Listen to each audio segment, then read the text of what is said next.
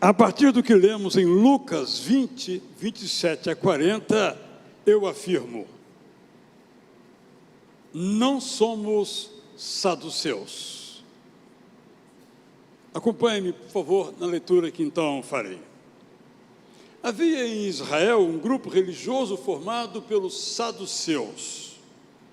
Eles não aceitavam a possibilidade da ressurreição. Os saduceus vieram numa delegação. Eles se aproximaram de Jesus e lhe apresentaram uma questão.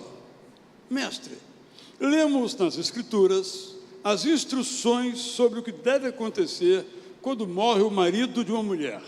Está escrito que o irmão mais velho dele é obrigado a se casar com a viúva, para que o morto tenha filhos, os quais serão os seus herdeiros. Certo? Continuaram. O caso para o qual aguardamos a sua solução é o seguinte: numa família havia 7 irmãos. O primeiro se casou e morreu sem deixar filhos. O segundo e depois o terceiro se casaram com a mesma viúva, mas também morreram sem deixar herdeiros. E assim foi até o 7º irmão. Todos morreram sem ter filhos. Por último, a viúva também morreu. A pergunta é esta: quando acontecer a ressurreição, de quem a viúva será esposa, já que os 7 irmãos se casaram com ela? Eles citam parcialmente o texto de Deuteronômio, que estabelecia esse tipo de regra, chamada levirato, levir, cunhado, em latim, em que o cunhado se casava com a cunhada para preservar o nome da família e também o patrimônio. Mas os saduceus não criam que houvesse ressurreição. Eles só quiseram colocar uma casca de banana para Jesus nela pisar. Sem demorar, Jesus lhes respondeu: vocês não entendem nada mesmo. Aqui na terra as pessoas se casam. Esta é a realidade aqui. Só que no céu será diferente. Os que forem salvos, tiverem ressuscitado e viverem lá, não se casarão, nem se preocuparão com essas coisas. Lá eles nunca mais morrerão. Os salvos serão iguais aos anjos, como herdeiros de Deus. Afinal, já passaram pela experiência da ressurreição. Jesus acrescentou: esse Moisés que vocês tanto admiram, cria na ressurreição. Quando viu a sarça ardente, ele entendeu que o Deus eterno era o mesmo Deus dos patriarcas, Abraão, Isaque e Jacó. Portanto, o Deus eterno não é Deus de mortos, mas de vivos. Para ele, todos vivem, porque passaram pela ressurreição e estão com ele no céu. Alguns dos teólogos que estavam por perto assistindo ficaram admirados com a resposta dada por Jesus aos saduceus. Um deles exclamou: gostei da resposta, mestre. E ninguém mais teve coragem de fazer alguma pergunta. Esta história também está narrada no Evangelho de Marcos, capítulo 12, versos 18 a 27. Nós não somos saduceus.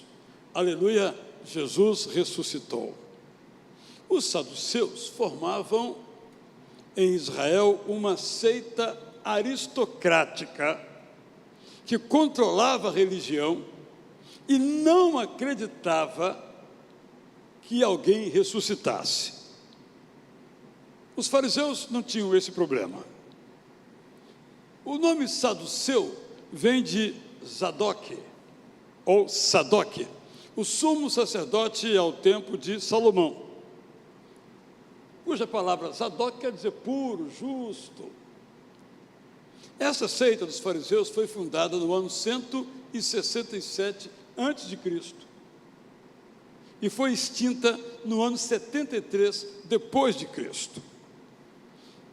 Eram os saduceus que supervisionavam os sacrifícios em Jerusalém embora nem todos, obviamente, fossem sacerdotes. Também eles, ao tempo de Jesus, governavam Israel internamente e representavam Israel diante do Império Romano. Os saduceus também integravam o Sinédrio. Os saduceus eram responsáveis pela coleta dos impostos, inclusive dos impostos dos judeus que não moravam em Israel, porque estavam na diáspora, espalhados pelo mundo. Os saduceus cuidavam do exército.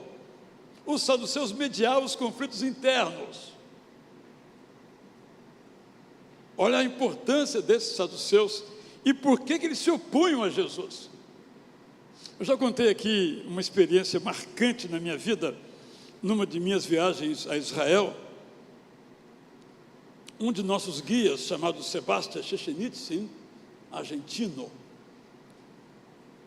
vinha sempre trabalhar trazendo a Bíblia. Lia o Novo Testamento, contava as histórias. E eu então perguntei a ele: Sebastian, você acha que Jesus Cristo era o Messias? Pela maneira com que ele falava. Ele disse: eu acho, porque ele preencheu todos os requisitos previstos para ser o Messias. E eu perguntei: então por que as pessoas não criam? Ele disse: por causa do templo,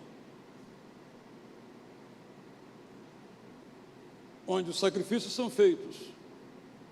O Messias vindo, não haveria mais sacrifício, não haveria mais templo,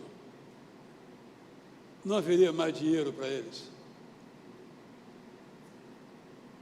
Faz todo sentido, por isso contei essa história agora, faz todo sentido essa oposição dos saduceus, que vieram de uma maneira subreptícia para desmoralizar, desmascarar Jesus. Eu fiz um quadrinho mostrando as diferenças entre esses três grupos, dois que aparecem claramente na Bíblia e um que não aparece, mas está presente na história bíblica: os fariseus, os saduceus e os essênios. Quanto ao livre-arbítrio, os fariseus criam, na sua maioria, que as pessoas decidem as suas próprias vidas. Os fariseus, perdão, vou retomar. Quanto ao livre-arbítrio, a maioria dos fariseus acreditava que é uma realidade, cada um pode decidir a sua própria vida. Os saduceus criam plenamente que cada um decide a sua própria vida. Posso brincar dizendo que os saduceus eram arminianos. Claro que não, porque tem uma diferença aí de 17 séculos. Os essênios não acreditavam também em livre-arbítrio. Podemos dizer, brincando também, que eram calvinistas. Sobre a vida após a morte, os fariseus criam na ressurreição, na realidade da ressurreição. Os saduceus não criam nessa possibilidade. E os essênios criam, mas entendiam que a ressurreição era meramente espiritual. Quanto à lei, quanto à Torá, os fariseus acreditavam que havia não só a escrita, como também a tradição oral. Os saduceus, puros, perfeitos, só acreditavam na Torá escrita. E os essênios entendiam que a exegese espiritual que determinava que mandamento deveriam seguir. Quanto ao pensamento secular, grego, romano, os fariseus aceitavam uma coisa e não outra, mas os saduceus eram totalmente a favor da helenização, da secularização da sociedade.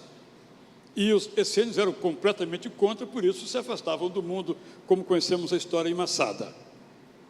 São algumas diferenças, portanto, entre esses grupos, mas no que interessa aqui aos saduceus, eles não criam em milagres, eles não criam, como já disse, em vida após a morte, eles não criam que existisse céu, nem anjos, logo, não criam na tradição oral. Podemos classificá-los como racionalistas. Só o que passa pelo crivo da razão era aceito pelos saduceus. Por essa razão, obviamente, não aceitava a ideia da ressurreição, que era algo completamente radical. Nessa história, o objetivo deles era mostrar que Jesus era contra a lei, porque eles apresentaram um caso da lei, e achavam eles que Jesus iria se contradizer, e eles diziam, a partir daí, está vendo? Não podemos seguir esse homem, vamos continuar aqui com o nosso sistema. Eu escolhi esse texto porque os saduceus não morreram.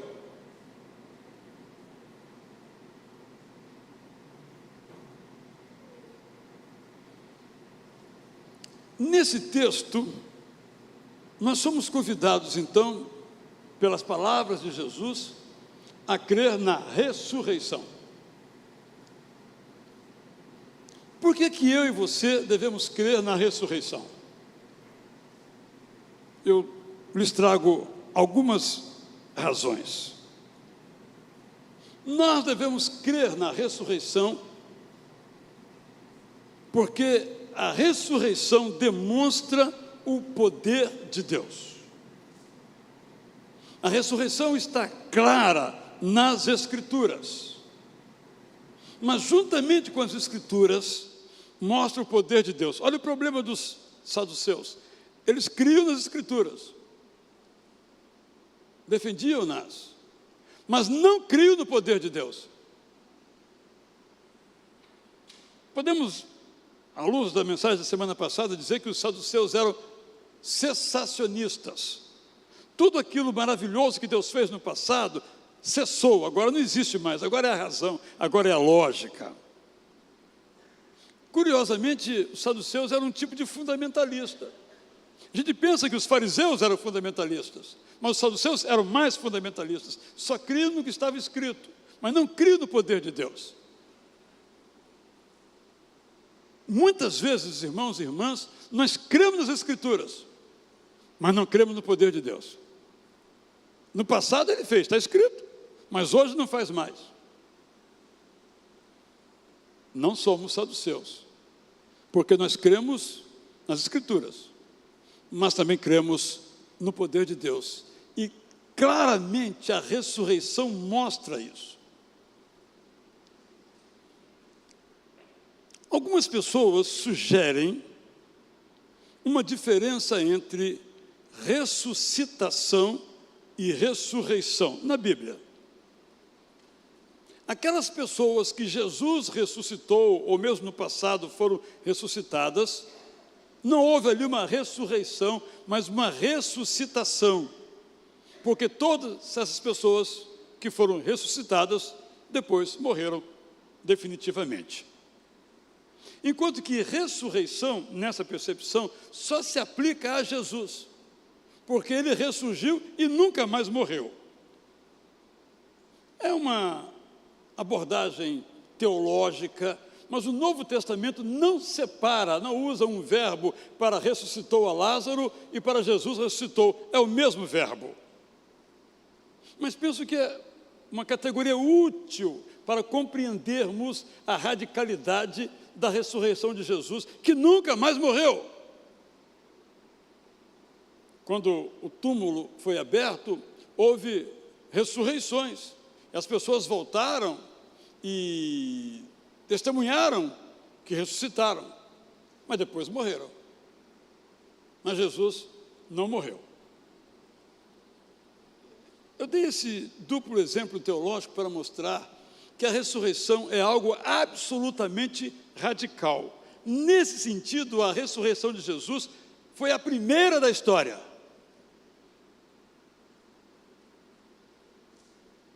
Mas não foi a última, porque a última será a nossa. Segundo lugar, a ressurreição abre a nossa mente para ver o que Deus faz. A ressurreição mostra que Deus é absolutamente todo-poderoso. A ressurreição é um libelo contra o racionalismo. O que é o racionalismo? É a crença de que só é válido, só é aceitável aquilo que passa pelo crivo da razão. é uma crença que vem desde o período dos pré-socráticos, alcançou a história da humanidade e se reforçou grandemente, sobretudo a partir do século XVII. É por esta razão, inclusive, que houve uma corrente teológica chamada liberalismo, que não tem nada a ver com o liberalismo da filosofia ou da economia, é uma outra maneira, segundo a qual nós temos que tirar da Bíblia todos aqueles fatos que a razão não pode aprovar, como, por exemplo, o milagre. Os milagres, portanto, do Novo Testamento não aconteceram, mas as pessoas acreditaram que aconteceram, por isso estão esses milagres registrados. Essa é uma perspectiva racionalista, de submeter tudo ao crivo. Por exemplo, a ressurreição não aconteceu, porque ninguém ressuscita, segundo o crivo da razão. A ressurreição, então, diferentemente da perspectiva racionalista, nos desafia a ver a realidade não como racionalistas, mas como crentes. E aqui eu quero introduzir uma palavrinha. Não somos saduceus, disse eu, e não somos agnósticos.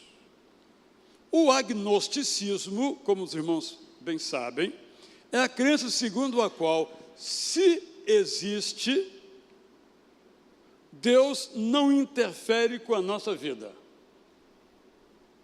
Nós não podemos conhecê-lo, daí há de não, e gnosco, conhecimento. Nós não podemos conhecer a Deus, que por sua vez também não se dá a conhecer. O agnóstico não afirma que Deus não existe, admite que existe. E mas se existir, se porventura existir, não interfere em nossa vida. A vida se dá num plano secular, racional. Nós mesmos, o que nós fazemos é o que acontece é o que nós fazemos. Não há intervenção divina. A imagem que alguns cunharam no passado, desde Voltaire, é que Deus é como um grande relojoeiro, fez o relógio, e agora o relógio dá suas voltas no ponteiro, sem nenhuma intervenção sobrenatural, sem nenhuma intervenção divina. Há cristãos agnósticos, o que é um absoluto contrassenso. O cristão agnóstico é um tipo de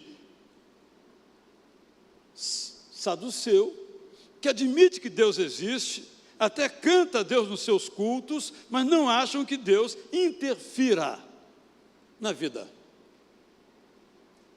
Este é um ponto de grande valor, porque há na Bíblia, tanto no Antigo quanto no Novo Testamento, mandamentos divinos. Deus, então, nos deu esses mandamentos. E agora nós seguimos a nossa vida. Colhemos as consequências da obediência ou desobediência, mas que são naturais, não por ação divina. Qual é o problema? Se Deus apenas existe e não interfere na realidade, quem me garante que esses mandamentos são divinos? Então eu escolho, esse mandamento sim, passa pela minha razão. Esse mandamento não passa pela minha razão. Como se nós então tomássemos a decisão daquilo que é inspirado por Deus e aquilo que não é inspirado por Deus. Isso também quer dizer o seguinte: na perspectiva agnóstica, não há o certo nem o errado, porque não há uma fonte transcendental, além do ser humano, para o certo e para o errado. Cada um faz o que quiser. As pessoas não sabem que são agnósticas, mas quando olhamos para o mundo de hoje, nós vemos que as pessoas são agnósticas, porque cada um faz o que acha que deve fazer. O certo é aquilo que eu acho que é certo. Porque não há uma fonte transcendental que me diga isto é certo e isto é errado. Então, uma palavra agnóstico, tão própria de um campo de conhecimento, a filosofia, embora nós não a empreguemos, não seja do nosso dia a dia, do nosso vocabulário, é da nossa prática. E nós somos convidados, muito diferentemente, a ver a vida como crentes e a viver como crentes, não como saduceus, não como agnósticos, porque nós cremos nas Escrituras, mas também cremos no poder de Deus. Isto é, nós entendemos que nós não podemos encapsular Deus. Isso Ele faz, isso Ele não faz. Quem somos nós para dizer ao Todo-Poderoso o que Ele pode ou o que Ele não pode? Esse foi o problema dos amigos de Jó. Os amigos de Jó queriam dizer a Jó como é que Deus fazia. E Deus pede a palavra e diz, não é assim que eu faço. Há leis naturais? Há. Ai de nós se não a seguirmos. Mas Deus pode, por decisão dele, o nome disso é milagre, quebrar o efeito da lei natural. Uma pessoa pode cair de uma altura muito elevada, cujo resultado normal é a morte. Mas Deus pode intervir e a pessoa sobreviver. Uma pessoa pode ter uma doença que os médicos dizem, olha, meu amigo, minha amiga, agora nada mais temos por fazer. E Deus pode concordar. Nada a ser feito, morte. Mas Ele pode dizer, não, vai viver. Não vai morrer. Intervenção. Ele intervém, Ele muda a história, Ele muda o curso natural das coisas. E a ressurreição muda o curso natural das coisas. O destino de Jesus deveria ser apodrecer. É a palavra que o apóstolo Paulo usa, corromper. O corpo se corrompe, apodrece. Esse era o destino natural dele. Mas ao terceiro dia ele ressuscitou. Aleluia. No passado, mas também no presente, Deus faz coisas extraordinárias e a ressurreição nos convida a ver o que Deus faz, a viver como crentes, não como saduceus, não como agnósticos. É um desafio para mim, para você, para todos nós. Em terceiro lugar, a ressurreição demonstra que Deus não é Deus dos mortos, mas é Deus dos vivos. E aí tem uma expressão na Bíblia difícil de entender. Como é que Jesus coloca essa ação, essas palavras, nesse diálogo com os saduceus? Parece algo um pouco sem sentido. Todavia, eu, meditando sobre este assunto, preparei uma paráfrase que eu acho que esclarece bem o que Jesus estava dizendo. Esse Moisés, que vocês tanto admiram, cria na ressurreição. Jesus disse isso. Quando Moisés viu a sarça ardente, ele entendeu que o Deus eterno, que agora se manifestava a ele ali no deserto, era o mesmo Deus dos patriarcas, Abraão, Isaque e Jacó. Portanto, o Deus eterno não é Deus de mortos, mas de vivos. Porque para Deus, todos esses patriarcas, Abraão, Isaque e Jacó, vivem. Porque passaram pela ressurreição e estão com Ele no céu.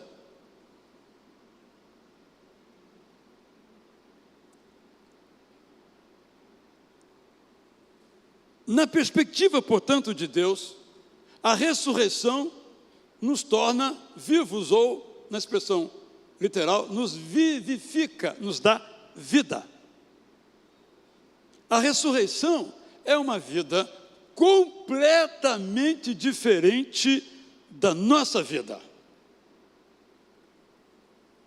Quando nós lemos as narrativas dos encontros ou reencontros de Jesus com os seus discípulos depois de ressuscitado, nós observamos que era um novo corpo. Um corpo, vamos usar aqui a expressão, que voava. Tanto é que ele ascende aos céus. E não é um efeito de Hollywood, ele ascendeu aos céus. Ele subiu, como um foguete, como um avião, como um balão, como um drone. Mas só que não tinha força em si. Era a força de Deus que o levava e ele cooperando com ela. E depois, ele ao mesmo tempo que come peixe, toma um café da manhã, ele também entra na casa com as portas fechadas. E também quando ele se apresenta junto lá com os discípulos que vão de Jerusalém a Emaús, a 11 quilômetros da cidade, eles não o reconhecem. Por que não o reconhecem? Porque eram estúpidos? Porque não enxergavam? Não reconhecem, porque Jesus estava diferente. A ressurreição, portanto, nos coloca de um modo diferente, é algo radical. Por isso a dificuldade de alguns, até hoje, em aceitá-la. E a ressurreição também nos diz o seguinte: lembram-se de Jesus se encontrando com Pedro e dizendo: apacenta as minhas ovelhas? Porque Pedro estava órfão de Jesus.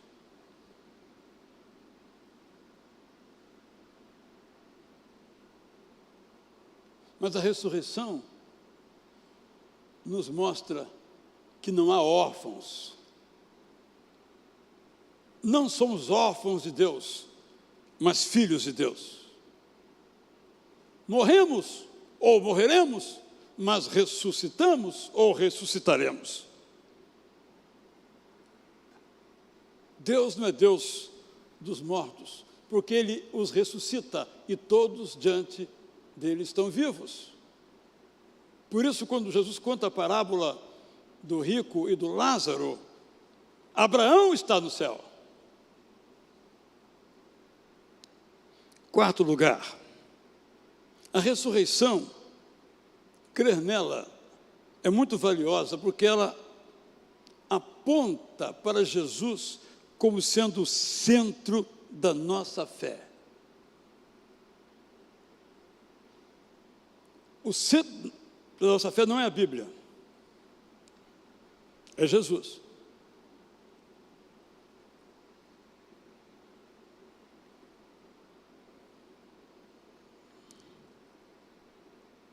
Jesus foi ressuscitado pelo Pai. E Jesus vai nos ressuscitar. Ele não se auto-ressuscitou, ele foi ressuscitado. Mas agora, no comando da história, ele nos ressuscitará.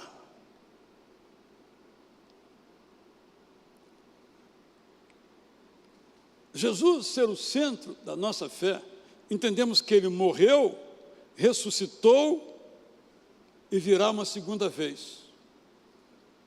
É uma negação de uma perspectiva totalmente, me perdoem, desesperada, que a maioria da população mundial acredita que é a reencarnação.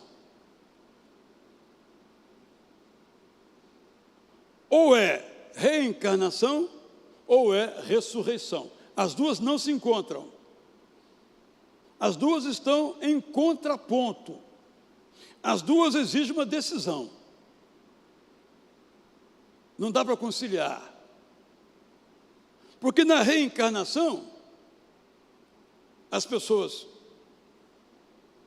morrem e voltam para se aperfeiçoar.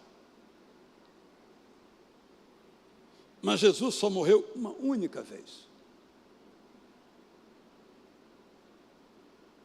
E ressuscitou uma única vez.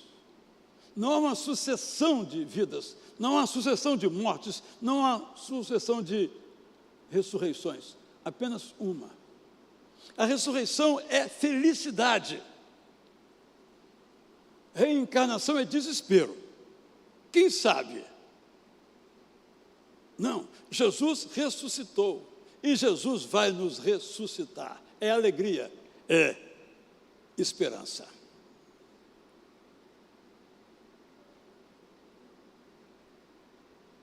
É radical a ideia da ressurreição. Nunca se viu coisa igual.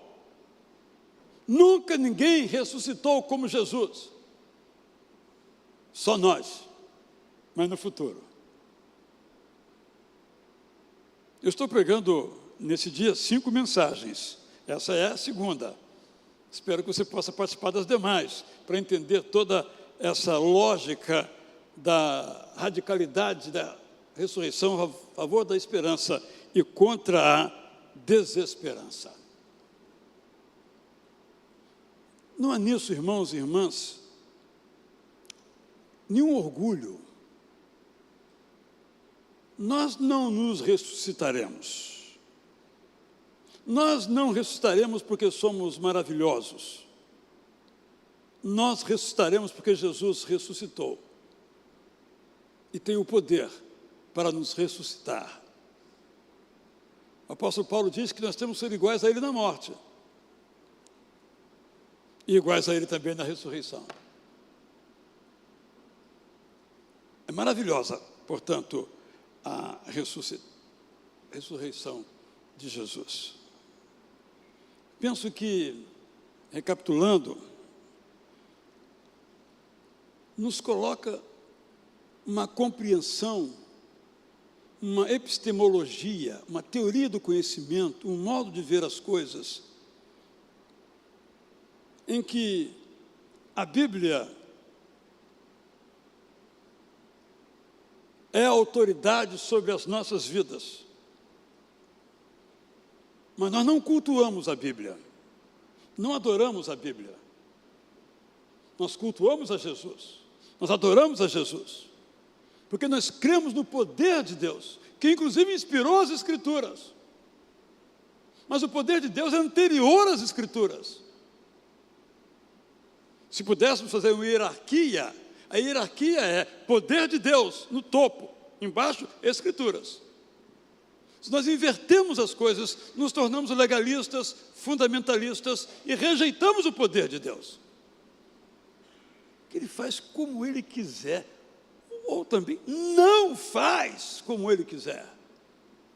Isso nos coloca numa corda bamba, porque a fé é uma corda bamba, no sentido de que nós não determinamos A ou B, isto ou aquilo, nós nos colocamos diante do poder de Deus, agora é com o Senhor.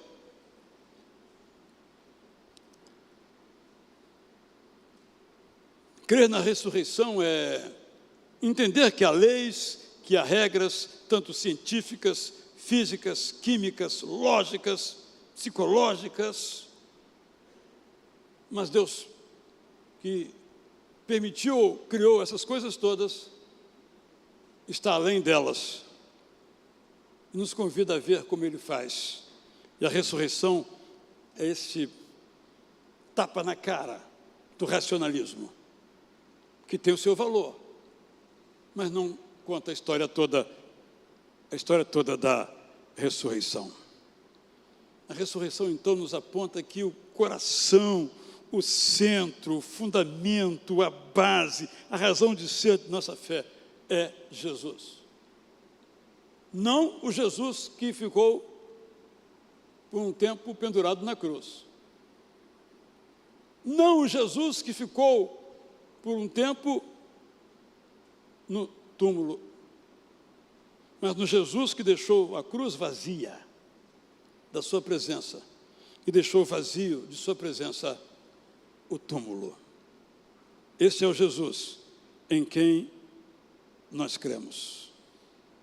É por isso que vamos cantar agora que Cristo já ressuscitou. E quando nós cantamos, aqueles que não pegaram o seu kit ainda para celebração da ceia do Senhor, podem levantar as mãos, por isso vamos começar cantando sentados, depois nos levantaremos.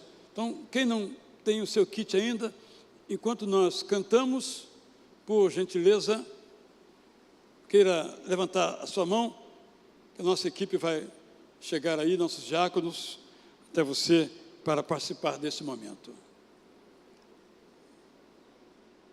Eu estava ontem no lugar onde tinha muita gente, e em todas as lojas que vendiam chocolates, tinham filas dentro e fora das lojas. E eu me fiz uma pergunta: se as pessoas que estavam ali sabiam o que é Páscoa? Eu acho que 99% da população não tem a menor ideia do que seja. Feliz Páscoa, dizem alguns. Mas o que isso significa? Aqui não estou sendo radical, apenas uma pergunta. Sugeri aqui uma resposta. Nós temos Natal, 25 de dezembro. Acho que todo mundo sabe que nasceu Jesus. Pode não saber muito, mas sabe disso. Nós temos o Corpus Christi, que ninguém tem a menor ideia do que seja. Nem os batistas. Até porque não é um feriado batista esse. Mas isso em junho a gente trata desse assunto. E a Páscoa? Porque a Páscoa não é no domingo. A Páscoa é na quinta-feira ou na sexta, dependendo do calendário. O que acontece no domingo? É a ressurreição de Jesus. No domingo. Não tem nada a ver com Páscoa, no sentido da palavra. Não é? Então, nós não devemos dizer Feliz Páscoa, mas Feliz Ressurreição. Porque Jesus ressuscitou. Então, vamos ficar em pé e vamos cantar essa verdade.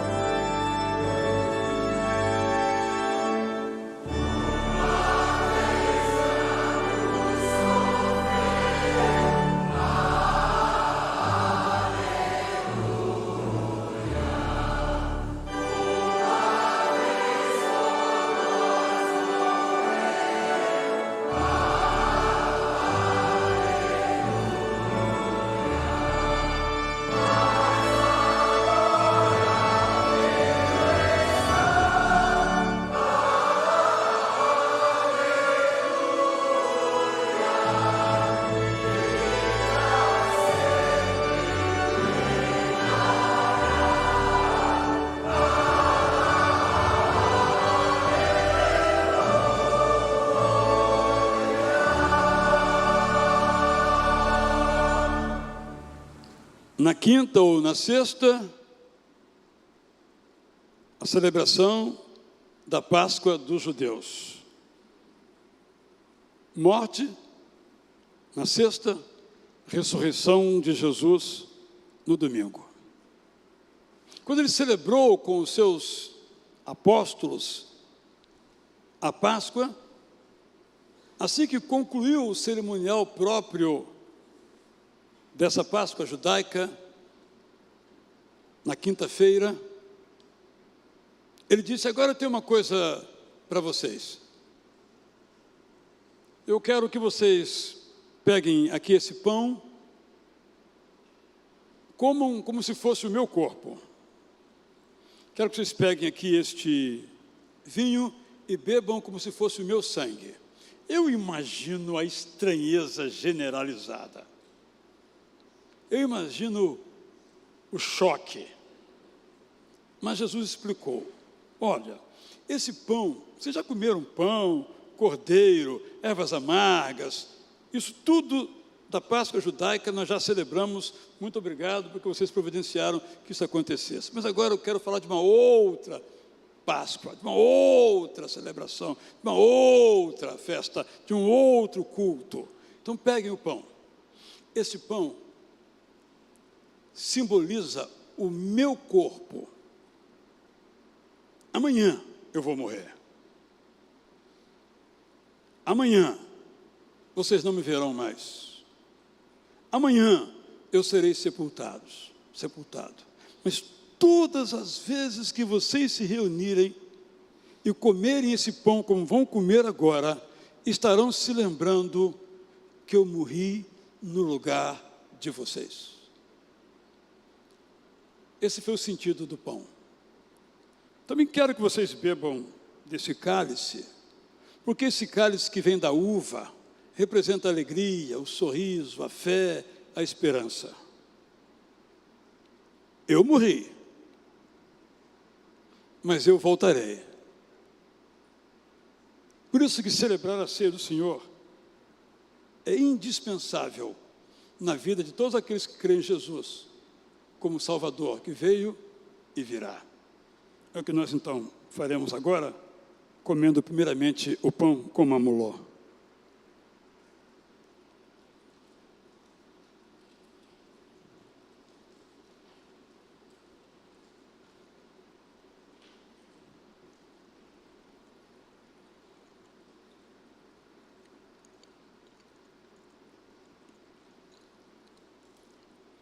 E depois do cálice.